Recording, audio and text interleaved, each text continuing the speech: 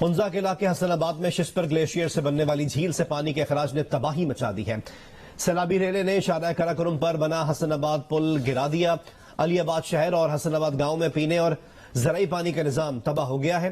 شیر آباد گاؤں کے 22 مکانات سے مقامی آبادی کو نکال کر محفوظ مقامات پر منتقل کر دیا گیا ہے۔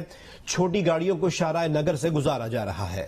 ہنزا کے علاقے حسن آباد میں شسپر گلیشیئر سے بننے والی جھیل سے گزشتہ روز سے پانی کے اخراج نے تباہی مچا دی ہے۔ سیلابی ریلے نے شاہراہ قراقرم پر بنا حسن آباد پل گرا دیا۔ علی آباد شہر اور حسن آباد گاؤں میں پینے اور زرعی پانی کا نظام تباہ ہو گیا۔ 2 بجلی گھروں کو بھی شدید نقصان پہنچا ہے۔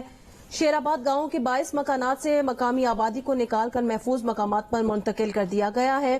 ڈپٹی کمشنر ہنزا عثمان علی کے مطابق جھیل میں رات سے پانی کے اخراج میں کمی ہوئی ہے۔ شاہراہ قراقرم کا آدھا کلومیٹر کا حصہ بھی متاثر ہوا ہے، جس کے بعد چھوٹی گاڑیوں کو شارع نگر سے گزارا جا رہا ہے۔ جھیل سے پانی کا اخراج مکمل ہونے پر عارضی پل تعمیر کیا جائے گا۔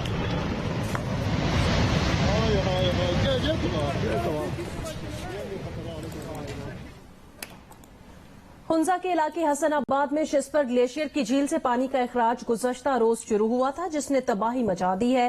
پانی سے شاہراہ قراقرم کا کچھ حصہ اور رابطہ پل کو نقصان پہنچا ہے۔ 2 بجلی گھر بھی اس سے متاثر ہوئے ہیں۔ شیر آباد گاؤں کے 22 مکانات سے مقامی آبادی کو نکال لیا گیا ہے۔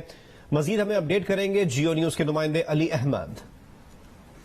جی، گرمی کی شدت میں اضافے کے ساتھ ہی یہاں پر گلیشیئرز کے پگھلنے کا عمل شروع ہو گیا ہے۔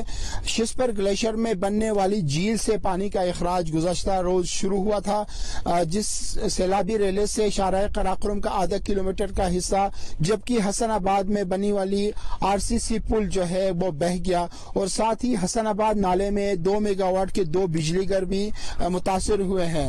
ضلعی انتظامیہ کے مطابق یہاں پر شیر آباد گاؤں سے جو ہے 22 گھرانوں کو محفوظ مقام پر منتقلی کے لیے کہا گیا ہے، جو کہ اپنے رشتہ داروں کے ہاں رہ رہے ہیں۔